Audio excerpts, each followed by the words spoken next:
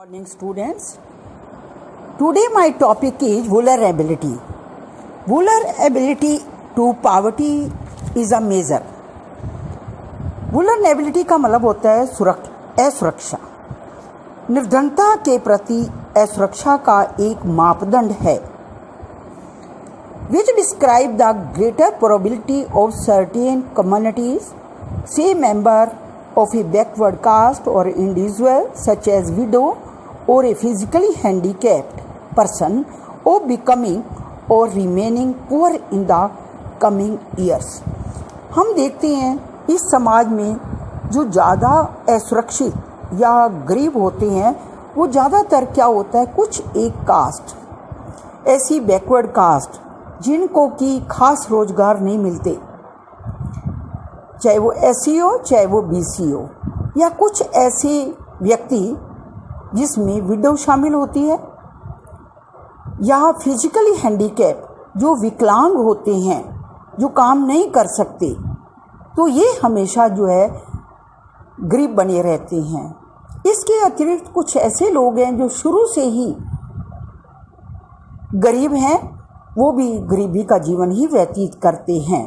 Vulnerability is determined by the option available to different communities for finding an alternating living in terms of asset, education, health, job, opportunity.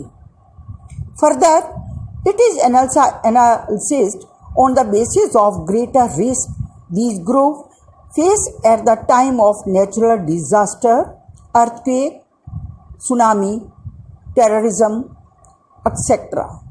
हम देखते हैं कि जो असुरक्षित होते हैं वो कई तरह की जातियां, जिनके कि कई ऐसे आधार हैं जिनके आधार पर उनको गरीब कहा जाता है, जैसे कि एजुकेशन के आधार पर जो शिक्षित नहीं होते, या जिनकी हेल्थ अच्छी नहीं होती, या जिनके पास जॉब अपॉर्चुनिटी नहीं है, जॉब नहीं है, कोई काम नहीं है करने के लिए. इसके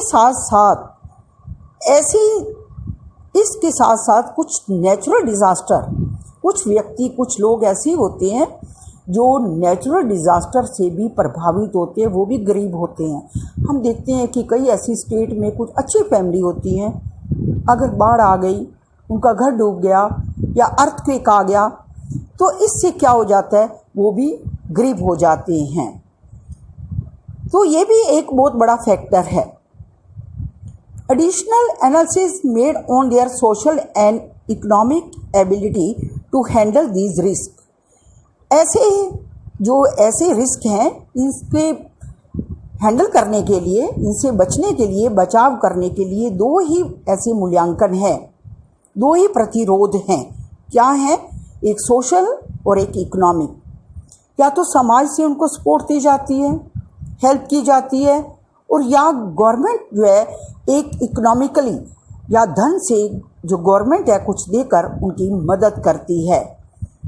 इन fact vulnerability describe the greater probability of being more adversely affect than other people when है time comes of everybody, whether is a food or an earthquake or simply fall in the availability of job. वास्तव में जब सभी लोगों के लिए ऐसा कोई बुरा समय आ जाता है, मान लो कोई नेचुरल डिज़ास्टर आ जाती है, जैसे कोई बाढ़ आ गई या भूकंप आ गया, या नौकरी नहीं रही, जैसी कि आजकल चल रहा है कोरोना, बहुत लोगों की नौकरियां चली गई है, तो ऐसे जब हालात हो जाते हैं तो दूसरे लोगों की तुलना में वो लोग अधिक प्रभावित होते हैं. जैसे कि आजकल देखते हैं हम, ऐसे हालात बने हुए हैं, बहुत सारे लोग जो है उनके ऊपर एडवर्स इफेक्ट आया है, इनकी नौकरियां चली गई हैं. हम देख रहे हैं न्यूज़ में कि किस तरह से वो कहते हैं कि आज खाने का है, कल नहीं है, कब तक ऐसे चलेगा.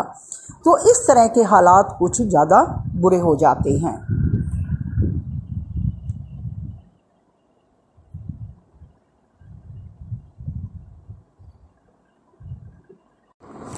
तो बच्चों नेक्स्ट टॉपिक है पावर्टी लाइन. वैसे तो मैंने पहले ही इसके बारे में काफ़ी क्लियर किया था. पावर्टी लाइन क्या होती है? एक निर्धनता रेखा, गरीबी रेखा At the center of the discussion on poverty is usually the concept of the poverty line. A common method used to measure poverty is based on the income or consumption level. हम देखते हैं निर्धनता का चर्चा करने के बाद एक गरीबी की रेखा की अवधारणा आती है। हम सोचते हैं कि गरीब जो होते हैं कौन होते हैं। On the center of the discussion, poverty is usually concept poverty line. कि एक poverty line होती है जो इमेजिनरी लाइन कर दी जाती है। हर देश की एक अलग लाइन होती है कि जो इस लाइन से बिलो होता है तो वो पावर्टी लाइन में कंसीडर किया जाता है। मेन इसके दो एस्पेक्ट होते हैं, दो लेवल होते हैं। एक होता है इनकम और एक होता है आपूर्ति, consumption. A person is considered poor if his or her income or consumption level fall below a given minimum level necessary to fulfill the basic needs. कि उस व्यक्ति को गरीब कहा जाता है कि जिसकी इनकम इतनी कम होती है कि वो अपने लिए खाने का भी इंतज़ाम नहीं कर सकता, 3 टाइम का खाना नहीं खा सकता, तो उसको हम जो है गरीबी लाइन में आंकलित करते हैं, ऐड करते हैं। What is necessary to satisfy the basic needs is different at different times and in different country. तो ये ज़रूरी नहीं कि हर एक देश की जो गरीबी रेखा का आंकलन है एक ही सीमा हो, एक ही आंकलन हो, एक ही अंक हो। हर देश में अलग अलग होता है। Therefore, poverty line may vary with time and place. इसलिए गरीबी की जो रेखा है समय के अनुसार और हर जगह पर बदलती रहती है। अब हम क्या करते हैं कि यहाँ हमारे जो गरीबी रेखा का आंकलन है बहुत कम अंकों पे है, लेकिन अगर हम यूएसए की बात करें तो वहाँ ऐसा नहीं है। Each country uses an imaginary line that is considered appropriate for existing level to development and it is expected minimum social norms. हर देश की एक अलग ही गरीबी रेखा एक कल्पनात्मक होती है। अपने देश के विकास को देखते हुए अलग अलग ये आंकड़ों पर निर्धारित की जाती है। जैसे for example a person not having a car in the United state may be consider poor. अगर हम यूएसए की बात करें कि जिस व्यक्ति के पास गाड़ी नहीं है, कार नहीं है, तो उसको गरीब माना जाता है। In India ऑनिंग of A car is still consider a luxury. लेकिन यही बात अगर हम इंडिया में जिस व्यक्ति के पास कार होती है वो हम उसको अमीर मानते हैं। तो दोनों देशों की बात अलग अलग होती है। अब हम देखते हैं कि पहले जो होती थी लोगों की आय कम होती थी तो गरीबी रेखा का जो आंकड़ा था वो भी कम रखा था, लेकिन आज हर चीज़ के रेट्स बढ़ गए हैं, महंगाई ज़्यादा हो गई है, तो इसलिए गरीबी रेखा का जो है आंकड़ा है वो भी कुछ इंक्रीज़ कर दिया गया है, बढ़ा दिया गया है। While determining the poverty line in India, a minimum level of food requirement, clothing, footwear, fuel and light, educational and medical requirement etc. जब हम गरीबी रेखा का आंकलन करते हैं, डिटरमाइन करते हैं, मूल्यांकन करते हैं भारत में, तो हम कुछ एक रिक्वायरमेंट को देखते हैं कि अगर एक व्यक्ति की कुछ ज़रूरतें पूरी हो रही हैं, जैसे कि कपड़े की, जूतों चप्पल की, ईंधन की, लाइट की, शिक्षा और दवाई, मेडिकल रिक्वायरमेंट, चिकित्सक रिक्वायरमेंट, चिकित्सक जो है या दवाइयाँ या उसका ट्रीटमेंट, तो ये हम करते हैं कि अगर उसकी ये सब ज़रूरतें पूरी हो रही हैं तो हम उसको पावर्टी लाइन में कंसीडर नहीं करते। These physical quantity are multiplied by their prices in rupees. लेकिन ये जो फिजिकल क्वांटिटीज़ हैं, ये फिजिकल क्वांटिटीज़ कुछ एक जो फिजिकल मात्रा है इनकी, ये या सिर्फ एक गुजारे के लिए ये की जाती है, प्राइस इन रुपीज़, या इसकी जो है प्राइस जो है, एक इसकी जो कीमत है वो हम रुपयों से आंकते हैं।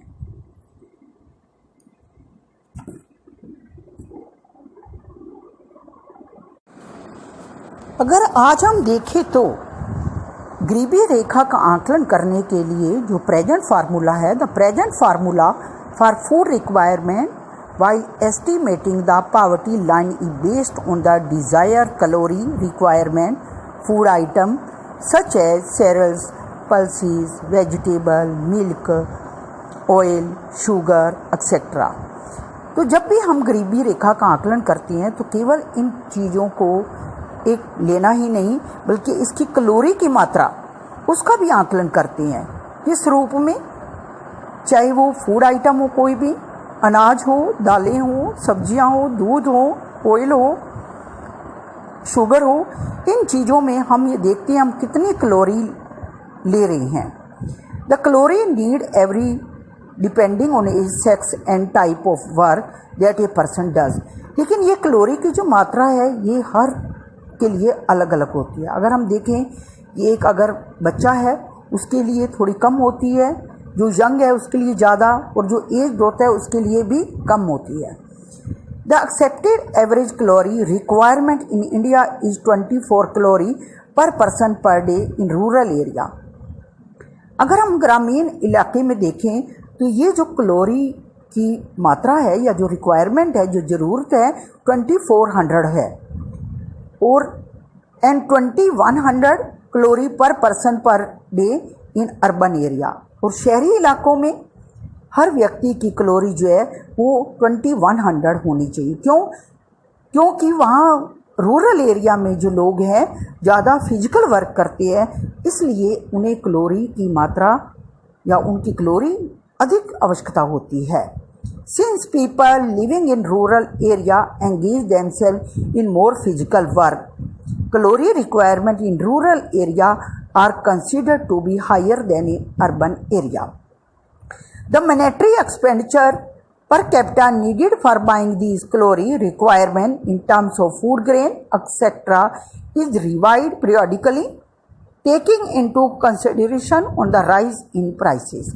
अगर हम ये देखें तो इनकी जो ये कैलोरी खरीदने के लिए अनाज आदि के रूप में प्रति व्यक्ति मौद्रिक व्यय को या जो मुद्रा होती है उस व्यय को कीमतों में वृद्धि करते हुए या देखते हुए समय समय पर इसमें बदलाव भी किया जाता है, संशोधन किया जाता है।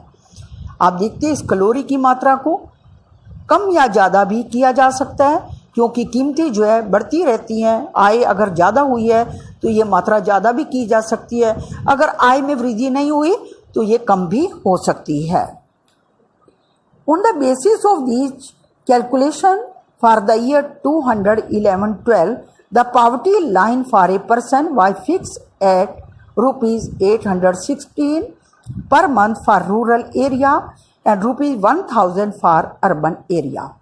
अगर हम देखें 2011-12 का चार्ट देखेंगे तो उसमें देखेंगे जो गवर्नमेंट ने एक पॉवर्टी लाइन के लिए जो एक आंकड़ा निर्धारित किया था, एक फिगर निर्धारित किया था 816 पर मंथ, कि जिसकी आय 816 है वो गरीबी रेखा में कंसीडर नहीं किया जाता।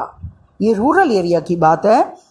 और अगर हम शहर में देखें तो अगर जिस व्यक्ति की आय 1000 है तो वो भी गरीबी रेखा में इंक्लूड नहीं किया जाता। Despite less calorie requirement the higher amount for urban area has been fixed because of high prices of many essential product in urban centre. अब आप कहोगे कि शहरी बच्चों को या शहरी जो लोग हैं उनको तो कैलोरी की भी कम आवश्यकता है और उनकी आय भी ज़्यादा है, लेकिन इसके साथ साथ ये भी देखा है क्योंकि अर्बन एरिया में जो रेट्स होते हैं, चीज़ों के प्राइजेस होते हैं वो अधिक होते हैं।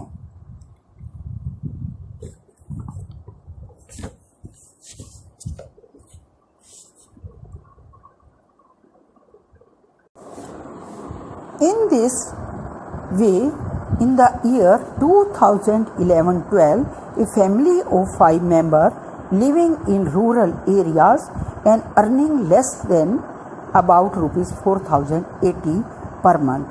अब हम एक एग्जाम्पल के द्वारा आपको बता रहे हैं 2011-12 क्या है। एक परिवार जो गांव में रहते हैं, 5 मेंबर हैं, अगर वो 4,080 कमाता है तो वो क्या आएगा, वो पॉवर्टी लाइन से नीचे आएगा, पॉवर्टी लाइन से बिलो होगा। A similar family in the urban area, और अगर ऐसा ही परिवार अगर वो अर्बन एरिया में आएगा, would need a minimum ₹5,000 per month. तो उसको गरीबी रेखा में आने के लिए तो 5,000 हो चाहिए अपनी बेसिक रिक्वायरमेंट पूरी करने के लिए, अपनी बेसिक ज़रूरतों को पूरा करने के लिए। The poverty line is estimated periodically, normally every 5 years. Poverty line में कौन आता है कौन नहीं आता, इसका 5 साल बाद इसका आंकलन होता है एक सर्वे के माध्यम से। The poverty line is estimated after 5 years bye conducting sample survey. एक सर्वे किया जाता है, सर्वे का मतलब होता है सर्वेक्षण। These surveys are carried out national sample survey organisation. ये एक संगठन होता है NSSO, however for making comparison between developing country, जो दोनों देशों के बीच में, डेवलप और डेवलपिंग, विकसित और विकासशील दोनों देशों के बीच में कुछ कंपैरिजन करता है। Many international organisation like the World Bank use a uniform standard for the poverty line. हमारे जो वर्ल्ड बैंक है एक ऐसा संगठन है जो कि हर देश के लिए एक गरीबी लाइन जो है निर्धारित करता है, जैसे कि minimum availability of the equivalent of 81 and 90% per day 2011। जैसे $1 प्रति व्यक्ति प्रतिदिन के समतुल्य न्यूनतम उपलब्धता के आधार पर, कि अगर एक व्यक्ति जो USA में डॉलर कमाता है और उसके बराबर कि एक भारत में रहने वाला, जो विकसित देश में रहने वाला भारत एक दिन में कितने रुपए कमाता है, तो ये एक औसत निकाला जाता है, एवरेज निकाला जाता है और दोनों देशों में कंपैरिजन किया जाता है।